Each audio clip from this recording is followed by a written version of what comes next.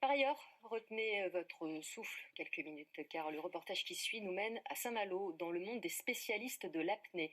Pour la deuxième fois, la Cité Corsaire recevait aujourd'hui une manche de la Coupe de France d'apnée, la seconde manche des épreuves suivies par Kevin Gagnouf et Jean-Michel Pion. Concentration, dernières inspirations, avant de s'immerger. Éric Millet fait partie des meilleurs Bretons dans ce que l'on appelle l'apnée statique. Une fois de plus, il repousse ses limites et améliore son record de quelques secondes. Plus de 6 minutes 40 d'apnée, la meilleure performance bretonne de la compétition, qui lui offre une place sur le podium et surtout beaucoup de plaisir. Quand vous êtes un peu entraîné, l'envie de respirer, elle vient au bout de 3 minutes. Et bien pendant 3 minutes, vous avez le temps justement de rêver, de faire autre chose dans votre tête. C'est bien, quoi. C'est un peu comme quand vous endormez chez vous, quand vous êtes sur votre lit. C'est des images qu'on peut utiliser, mais c'est quand même des sensations que la plupart des gens perçoivent. Et ça vient assez facilement. Donc allez-y, entraînez-vous et il faut vous y mettre.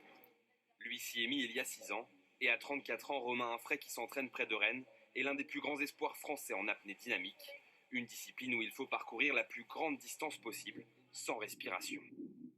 Sous l'eau, avec sa monopalme, Romain Infray semble inarrêtable. Il sort finalement la tête de l'eau après plus de 226 mètres d'apnée, sans pour autant être très essoufflé à la sortie.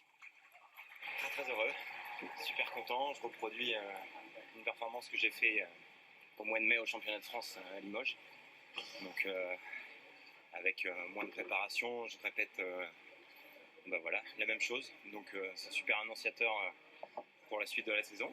Une performance qui pourrait lui permettre d'intégrer l'équipe de France et de repousser encore un peu plus loin les limites, jusqu'à un jour peut-être dépasser les 316 mètres du record du monde. Quand j'ai démarré l'apnée, je me disais que c'était pas atteignable déjà rien que d'aller au championnat de France, puis après d'aller en équipe de France, et puis là je me rends compte qu'au final, à force de travail, les choses deviennent réalisables en fait. Donc on y croit. Ouais, carrément, ouais. Carrément. Ouais.